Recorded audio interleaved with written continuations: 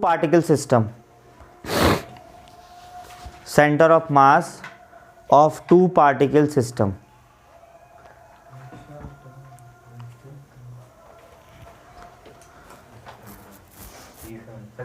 Center of mass of two particle system. देखिए, जैसे मान लीजिए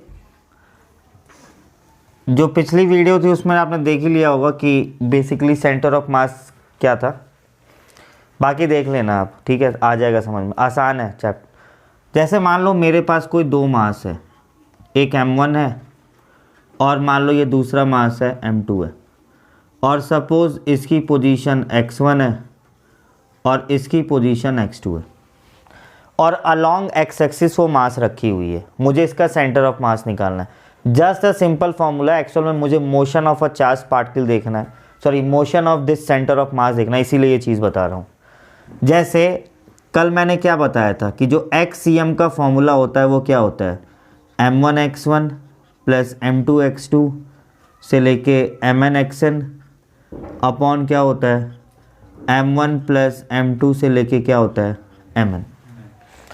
तो अगर तुम्हें इसका सेंटर ऑफ मास निकालना है तो जैसे इसका कोऑर्डिनेट क्या होगा, x1, 0 होगा ना, और इसका कोऑर्डिनेट क्या होगा x2, 0। तो आप क्या करोगे, अगर XCM निकालोगे तो क्या होगा m1 into x1 plus m2 into x2 upon क्या होगा m1 प्लस क्या होगा m2। तो दिस इज़ द क्या होगा x कोऑर्डिनेट ऑफ क्या होगा सेंटर ऑफ मास। समझ में आ गया आपको, करिए नोट इसे।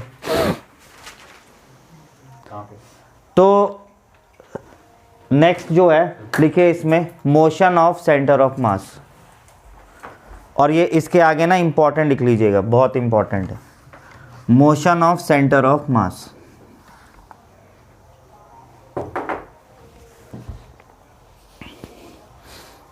मोशन ऑफ सेंटर ऑफ मास।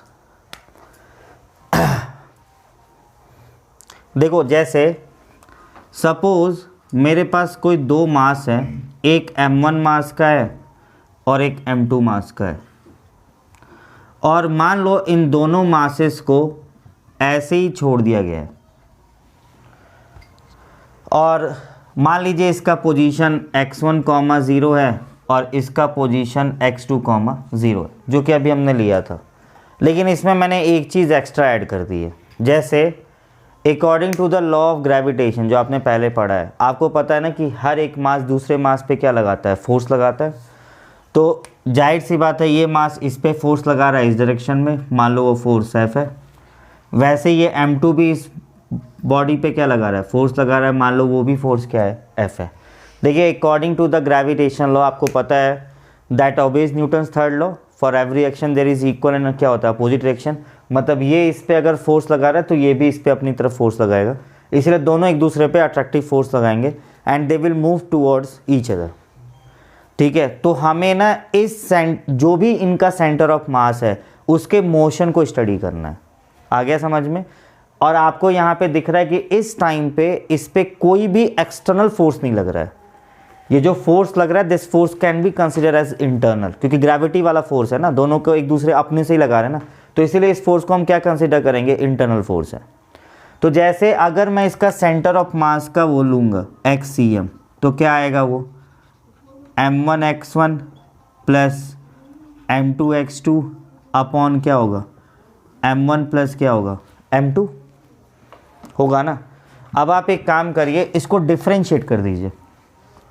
तो जब आप इसको डिफ्रेंशिएट करेंगे तो क्या मिलेगा आपको, वेलोसिटी ऑफ सेंटर ऑफ मास क्या आएगा, dxCM ओवर क्या होगा dt, याद है ना, dx over dt that gives your velocity. तो क्या आएगा यहाँ पे m1 dx1 ओवर क्या होगा dt plus m2 dx2 over dt upon क्या होगा m1 प्लस क्या होगा m2।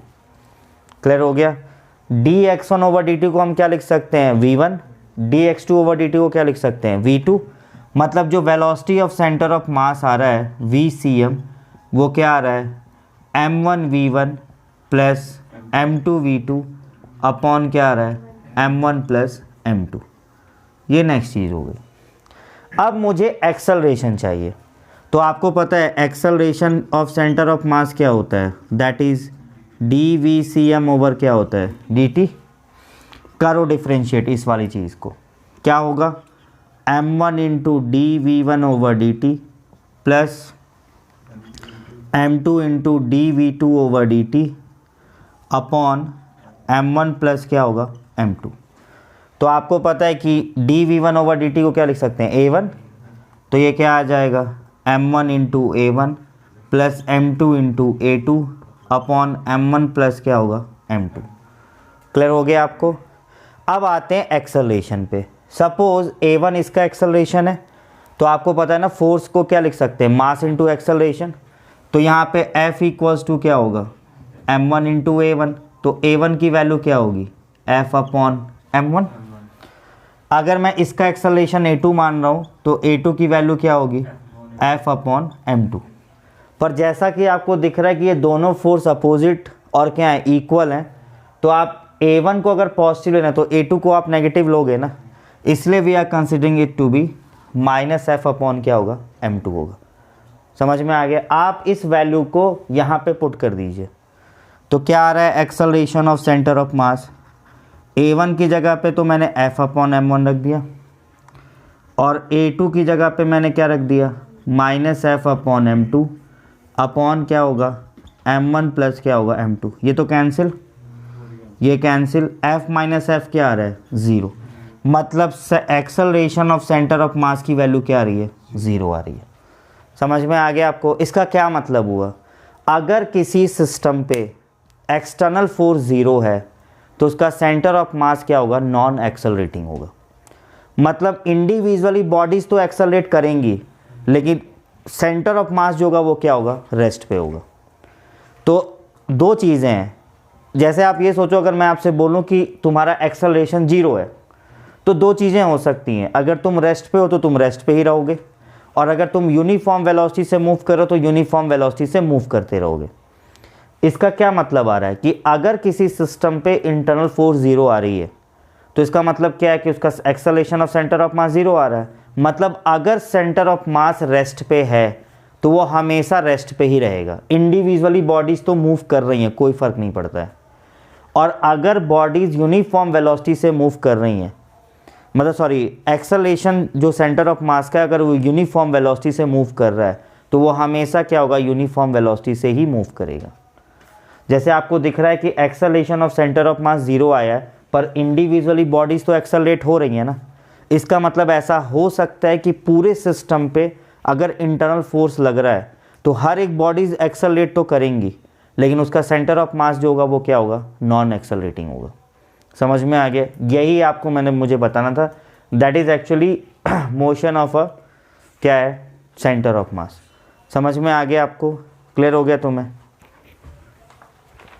करिए नोटिस हो जाए यार, लिखिए ये आ गया ना, तो आप इसमें एक पॉइंट लिखो, if on a system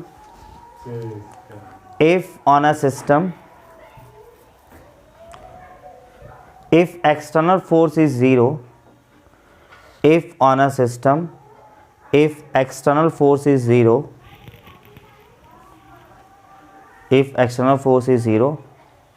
and only internal forces are acting between the masses, and only internal forces acting between the masses, then acceleration of its center of mass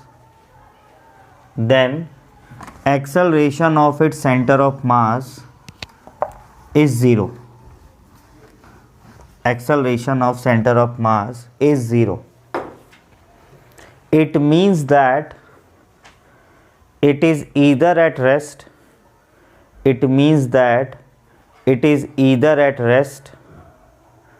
or will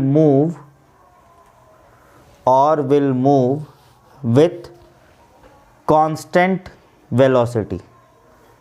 Either at rest or will move with constant velocity. even if individual particle accelerates, even if individual particles accelerate.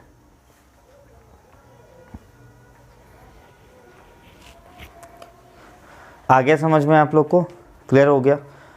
तो देखिए, अगर suppose इसी में से, अभी इसके numericals वैसे बहुत कम है, अगर मान लीजिए कि किसी सिस्टम पे बहुत सारे फोर्सेस लग रहे हैं, मुझे नहीं पता कि कौन सा फोर्स लग रहा है, F1 F2, बहुत एक्सटर्नल फोर्स लग रहा है, तो अगर मान लीजिए इसका रिजल्टेंट F एक्सटर्नल है, तो आप इसको डायरेक्टली ऐसे इक्वेट कर सकते हैं, मास इंटू ACM, और ये जो M होगा वो क्या होगा, मास ऑफ द क्या होगा, सिस्टम होगा, और जो ACM होगा वो क्या होगा, दैट इज एक्सेलरेशन ऑफ क्या होगा, सेंटर ऑफ मास। मतलब कहने का ये मतलब है कि अगर किसी, जैसे हमने ये देख लिया ना कि इंटरनल फोर्स अगर ज़ीरो है तो acceleration of centre of mass zero है, लेकिन अगर मान लो तुमने सिस्टम पे कोई फोर्स लगाया है तो वो फोर्स डायरेक्टली किसको इम्पैक्ट करेगा, एक्सेलरेशन ऑफ सेंटर ऑफ मास को। समझ में आ गया? उसका एक फ़ायदा होता है, उसका फ़ायदा किस टाइप के क्वेश्चंस में होता है, जैसे सपोज़ मेरे ये पूरा सिस्टम है और इस सिस्टम में मान लो अभी आप लोग जब लगभग मान लो 10 से 12 लोग बैठे हो, तो इस और मुझे भी कंसिडर कर लो, मान लो 13-14 लोग हैं, तो इस 13-14 का, मान लो इस 13-14 को हम एक सिस्टम मान रहे हैं, मान लो इस सिस्टम पे बहुत सारे फोर्सेस लग रहे हैं एक्सटर्नल, तो अब मुझे कैसे पता चलेगा कि पूरे सिस्टम का एक्सेलरेशन क्या है? आ रहा है समझ में आपको? फोर्सेस लग रहे हैं सपोज, तो बेसिकली अगर बहुत सारे फोर्सेस लग रहे हैं तो मैं कैसे निकालूंगा कि सिस्टम पे क्या एक्सेलरेशन है? तो बेसिकली मैं क्या करूंगा, आप सभी का एक क्या निकालूंगा, सेंटर ऑफ मास निकालूंगा, और मैं आप इन जितने भी फोर्सेस लग रहे हैं, मान लो फोर्स इस पे लग रहा है, इस पे लग रहा है, इस पे लग रहा है, मैं उन सारे फोर्सेस का रिजल्टेंट ले लूँगा, और वो डायरेक्टली किस पे इम्पैक्ट करेगा, सेंटर ऑफ मास पे करेगा। समझ में आ गया? इसीलिए एफ एक्सटर्नल की वैल्यू क्या होती है, मास इंटू क्या होती है, एक्सेलरेशन ऑफ सेंटर ऑफ मास होती है। समझ में आ गया? करो नोटिस है। Centre of mass of continuous body, centre of mass of continuous body,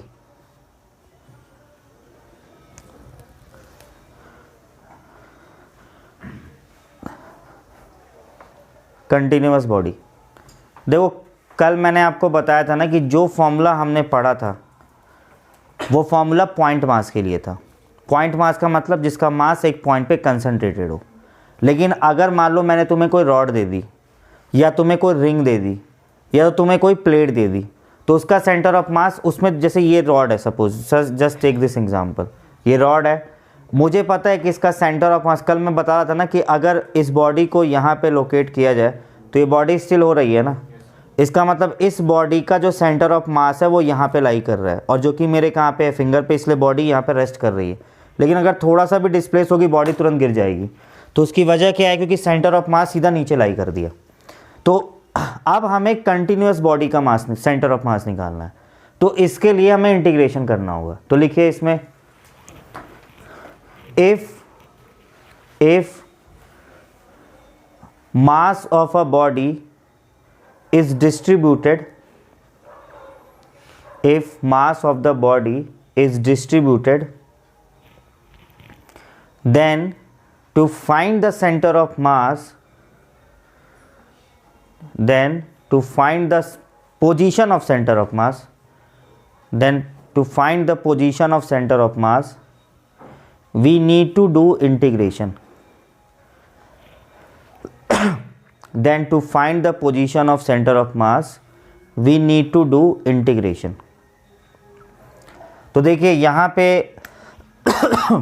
आपको जो सेंटर ऑफ मास का फॉर्मूला है वो ये हो जाएगा, that is r square into d m. देखो तुम दोनों के लिए नया है, पर तुम्हारे लिए, तुम लोग को मैंने पढ़ा रखा है। ये जो dm होता है ये मास ऑफ द एलिमेंट होता है, और जो r होता है वो पोजीशन होती है ऑफ एलिमेंट की। तो पहले इसको लिख लीजिए, अभी बता रहा हूँ आगे। जो आर स्क्वायर है उसमें लिख लीजिए दैट इज, अच्छा सॉरी आई लिख दिया क्या मैंने, इसको आप आर सी एम लिखो, आर सी एम जो है, अच्छा सॉरी एक मिनट रुको, गलत हो गया फॉर्मूला। जो आपका आर सी एम है, position vector of centre of mass, that is integration r into d m होगा। इसमें जो डी एम होगा that is mass of the element होगा, वो मोमेंट ऑफ इनर्शिया बता दिया था मैंने, और जो आर होगा वो पोजीशन होगा ऑफ सेंटर ऑफ मास।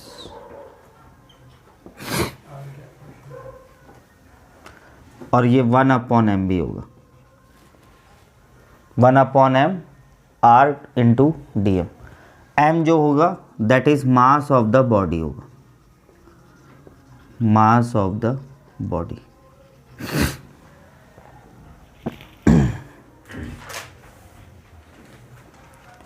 तो r c m equals to 1/m integration r into क्या होगा डी एम।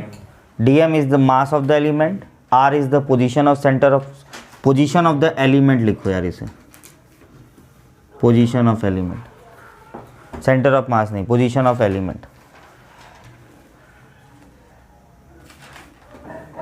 क्लियर हो गया? हाँ, पोजीशन ऑफ द एलिमेंट। और m जो होगा that is mass of the क्या होगा बॉडी। क्लियर हो गया आपको? अगर ये यहाँ पे r क्यों लिया हुआ है कि जनरल ले रखा है मैंने, अगर x cm चाहिए होगा तो केवल x dm आ जाएगा, y cm चाहिए तो y dm आ जाएगा, z cm चाहिए तो क्या होगा z cm आ जाएगा। ठीक है, तो लिखिए इसमें फर्स्ट जो हम निकालने जा रहे हैं, लिखिए centre of mass of uniform rod, centre of mass of uniform rod,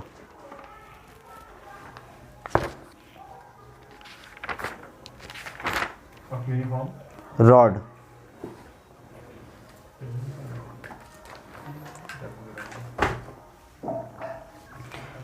देखिए, जैसे मान लीजिए मैंने एक रॉड ली है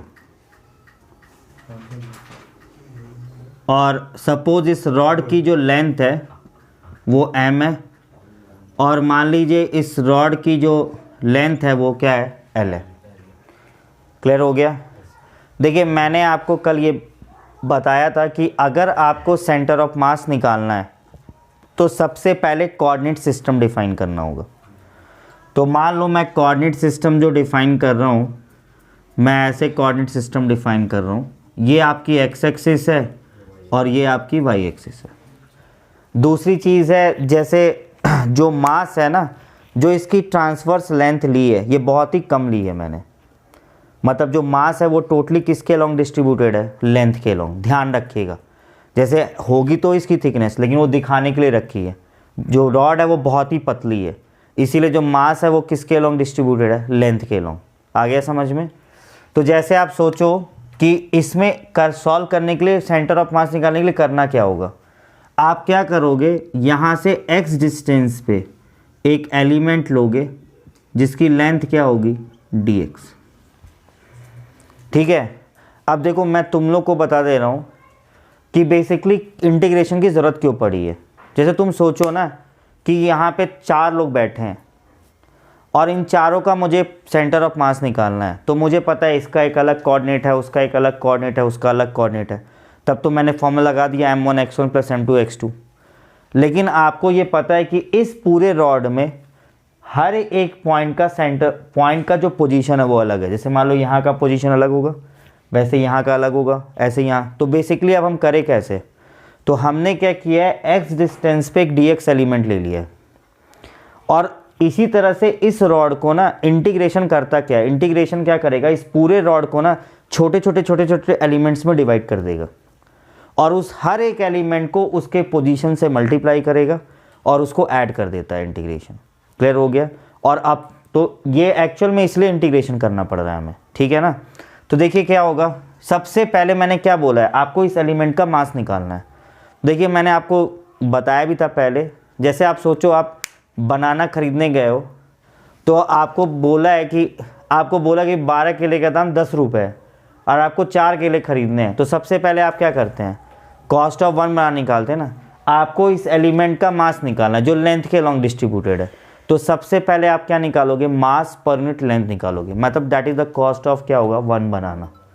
तो पहले आप क्या निकालोगे, मास पर यूनिट क्या निकालोगे, लेंथ, और मास पर यूनिट लेंथ क्या होगा, m अपॉन क्या होगा, l। समझ में आ गया।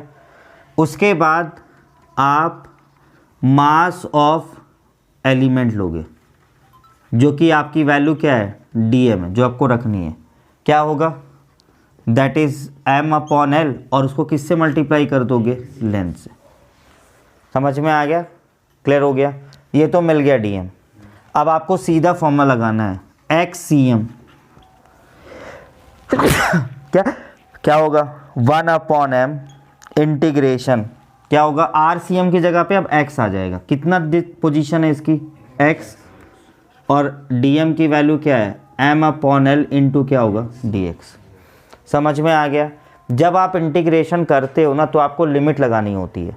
लिमिट ऐसे लगाते हैं कि पूरी की पूरी रॉड कवर होनी चाहिए। तुम ये सोचो जब dx यहाँ होगा तो x की वैल्यू क्या होगी, 0, और जब dx यहाँ होगा तो x की वैल्यू क्या होगी, कैपिटल L, मतलब जो लिमिट लगेगी वो 0 से क्या लगेगी, कैपिटल। समझ में आ गया। जैसे जब तुम्हें मूव करना है ना, क्योंकि तुमको ये पूरी चीज़ यहाँ से लेके यहाँ तक कवर करनी है, तो जब तुम dx यहाँ होगा तो x की वैल्यू 0 हो जाएगी ना, और जब ये dx यहाँ होगा तो x की वैल्यू l हो जाएगी, तो ये पूरी लेंथ कवर हो जाएगी। तो देखो ये m से m कैंसिल, l कांस्टेंट है बाहर, अंदर क्या आ रहा है x dx। आपको इंटीग्रेशन में बताया गया है x की पावर n dx का इंटीग्रेशन क्या होता है, n+1 अपॉन n+1। तो x dx का क्या होगा, x 1+1 अपॉन 1+1, मतलब x स्क्वायर अपॉन क्या होगा 2। तो जैसे तुमने अगर इसकी रखी इंटीग्रेशन तो ये x स्क्वायर बाई 2। अब अपर लिमिट माइनस क्या रखना है, लोअर, तो ये क्या आएगा, l स्क्वायर अपॉन क्या होगा 2, ये l से l कैंसिल। इसका मतलब इसका सेंटर ऑफ मास का पोजीशन क्या आ रहा है, l/2 कॉमा क्या आ रहा है, 0। y एक्सिस के लॉन्ग होगी नहीं क्योंकि मास डिस्ट्रीब्यूटेड नहीं है y एक्सिस। इसका मतलब रॉड का जो सेंटर ऑफ मास होता है वो कहाँ पे होता है, जस्ट ऑन द क्या होता है, सेंटर, हाफ लेंथ। समझ में आ गया, क्लियर हो गया आपको। तुम्हें करो नोटिस है, लिखिए next, centre of mass, centre of mass of semi circular ring, semi circular ring, ठीक है। देखिए सेमी सर्कुलर रिंग इसलिए ले रहे हैं क्योंकि अगर पूरा सर्कुलर होगा तो उसका सेंटर ही हो जाएगा सेंटर ऑफ मास। आपने एक रिंग ली है ये, ठीक है, और इसमें आपको पता चलेगा कि एलिमेंट को काटा कैसे जाता है, ठीक है ना। यहाँ पे तुमने एक्सिस ले लिया, जो उसका सेंटर था उसी को तुमने ओरिजिन मान लिया, ये तुम्हारा एक्स एक्सिस हो गया, ये तुम्हारा क्या हो गया, वाई एक्सिस। समझ में आ रहा है सबको। देखिए अभी भी जो मास है वो किसके लॉन्ग डिस्ट्रीब्यूटेड है, लेंथ के लॉन्ग, और मान लीजिए इसकी जो रेडियस है वो क्या है, आर है। देखो आपको इसमें एलिमेंट लेना कैसे है, आपको क्या करना है, थीटा डिस्टेंस पे डी थीटा थिकनेस का एलिमेंट लेना है ये, और मान लीजिए ये जो लेंथ है ये आपकी dx है, या dx नहीं ले सकते हैं इसे dr ले लेना। क्लियर हो गया आपको। यहाँ पे तुमने थीटा डिस्टेंस पे डी थीटा थिकनेस का क्या माना है, एक एलिमेंट लिया है। समझ में आ गया। देखिए यहाँ पे भी सबसे पहले वही करेंगे, मास पर यूनिट लेंथ क्या होगा m, और टोटल लेंथ क्या होगा, सेमी सर्कल, सेमी सर्कल का लेंथ क्या होता है पाई आर, 2 पाई आर पूरे का होता है, हाफ का पाई आर हो जाएगा। अब देखो अगर तुम इसका एलिमेंट, अब देखो ध्यान से समझना, इस एलिमेंट का जो x कोऑर्डिनेट होगा वो ये लेंथ होगी, ये लेंथ, और जो y कोऑर्डिनेट होगा वो ये लेंथ होगी। क्योंकि मैंने आपको क्या बताया, जब आप कोऑर्डिनेट सिस्टम डिफाइन करोगे तो जो भी एलिमेंट लिया उसका x कोऑर्डिनेट और उसका y कोऑर्डिनेट, जैसे उसमें x था ना कोऑर्डिनेट, अब इसमें x कोऑर्डिनेट और y कोऑर्डिनेट लेना है। एक बात बताओ, ये आपको ट्रायंगल दिख रहा है ना, ये थीटा है, ये r है, तो ये बताओ ये लेंथ क्या होती है, r cos थीटा प्रोजेक्शन, और ये लेंथ क्या होती है, r sin थीटा। मतलब इस एलिमेंट का x कोऑर्डिनेट क्या होगा, r cos थीटा, और y कोऑर्डिनेट क्या होगा, r sin थीटा। समझ में आया आपको? एक कन्फ्यूज़न आपके दिमाग में हो सकता है कि यार ये इतना मोटा है, इसका ऐसे कैसे ले लिया, वो एलिमेंट बहुत ही थिक स्मॉल है, समझ में आया, बहुत थिन है, इसीलिए आप उसके कोऑर्डिनेट को r cos थीटा और r sin थीटा मान सकते हैं। क्लियर हो गया? देखिए आर्क लेंथ का फॉर्मूला पढ़ा है ना हमने, क्या होता है, r इंटू थीटा। देखिए आपने 10th क्लास में ये पढ़ा है, theta upon 360 into 2 pi r पढ़ा है ना। 360 को 2 पाई लिख सकते हैं ना, तो ये क्या हो जाएगा, r इंटू क्या होगा, थीटा। एक बात बताओ, ये दी थीटा है ना, तो क्या मैं dr को लिख सकता हूँ r into d theta. Arc length equals to theta into r होता है ना, तो ये भी तो आर्क लेंथ ही है dr, तो dr को तुम क्या लिख सकते हो, r इंटू क्या होगा, डी थीटा। समझ में आ गया आपको? क्लियर हो गया सबको तुम्हें? हाँ, अब मास ऑफ द एलिमेंट लेना है, mass of the element. Clear हो गया? क्या होगा mass of the element, m upon pi r, और कितनी है उसकी लेंथ, dr, और dr की जगह पे क्या रखोगे, r डी थीटा। समझ में आ गया आपको? अब सबसे पहले मैं XCM निकालूंगा, क्या होगा, 1 upon m integration x dm, और इसमें x कोऑर्डिनेट कितना है, r cos, तो ये होगा r cos थीटा, और इसकी जगह पे रख दो m upon pi r into r into क्या होगा, डी थीटा। ये r से r कैंसिल, ये m से m कैंसिल, r ले जाओ बाहर। अब इंटीग्रेशन करना है, पहले लिमिट लगानी है। देखो तुम समझो, पहले जब ये चीज़, ये एलिमेंट यहाँ पे होगा तो थीटा की वैल्यू क्या होगी, 0, क्योंकि देखो वेरिएबल अब थीटा है, तो थीटा के टर्म्स में लिमिट लगेगी। तो जब ये चीज़ इधर होगी तो थीटा की वैल्यू क्या होगी, 0, और जब ये पूरा यहाँ होगा तो थीटा की वैल्यू क्या होगी, 180। इसीलिए आपको लिमिट कहाँ से कहाँ तक लगानी है, 0 से 180। समझ में आ गया सबको लिमिट, 0 से पाई। तो देखो यहाँ r तो कॉमन आ गया, cos थीटा का इंटीग्रेशन होता है sin थीटा। अब आप लिमिट रखोगे, एक बार अपर दूसरी बार लोअर, तो इसका मतलब साइन 180 माइनस साइन क्या रहा है, 0। साइन 180 की वैल्यू 0 होती है, साइन 0 की वैल्यू भी 0, मतलब इसका x कोऑर्डिनेट क्या हो रहा है, 0। मतलब इसका जो सेंटर ऑफ मास है वो यहाँ पे लाई कर रहा है y एक्सिस पे, क्योंकि y एक्सिस पे x कोऑर्डिनेट क्या होता है, 0 होता है। समझ में आ गया? तो अब हम y कोऑर्डिनेट भी निकालेंगे, करिए नोट इसे। देखिए अब जैसे मान लीजिए, ठीक है प्लीज़ चुप हो जाइए। देखिए यहाँ पे अगर आपको ये पता चल गया ना कि उसका x कोऑर्डिनेट XCM तो 0 आ रहा है, अगर आप YCM निकालोगे तो फॉर्मूला वही यूज़ होगा, 1/m। YCM यूज़ होगा, अब y कोऑर्डिनेट रखना है, तो क्या आएगा, r sine theta into d m क्या होगा, pi r into r into क्या होगा, डी थीटा, और ये 0 से क्या होगा, 180 डिग्री। देखो यहाँ से ये r से ये r कैंसिल, ये m से ये m कैंसिल, तो देखो जो कॉमन आ रहा है उसको बाहर ले जाओ, r अपॉन पाई कॉमन, 0 से 180 साइन थीटा इंटू क्या होगा, डी थीटा। ये उस वाले में गलती से कॉस अपॉन पाई आ रहा था बाहर। देखिए साइन थीटा का इंटीग्रेशन क्या होता है, माइनस कॉस थीटा, तो माइनस कॉमन ले लो, कॉस थीटा। अब आप वैल्यू रखो, तो देखिए minus upon r upon pi, यहाँ रख रहा हूँ मैं, ये आ रहा है minus r upon pi into cos 180 minus cos क्या होगा, 0। देखिए कॉस 180 की वैल्यू होती है -1, कॉस 0 की वैल्यू भी 1, 1 1 क्या होगा 2, -2 से ये प्लस हो जाएगा, तो ये 2r अपॉन क्या आ रहा है पाई। मतलब इसका YCM क्या होगा 0, 2r अपॉन क्या होगा पाई। ये इसका पोजीशन ऑफ क्या होगा सेंटर ऑफ मास। समझ में आ गया? ठीक है, कर लीजिए, बाकी कल कंटिन्यू करेंगे।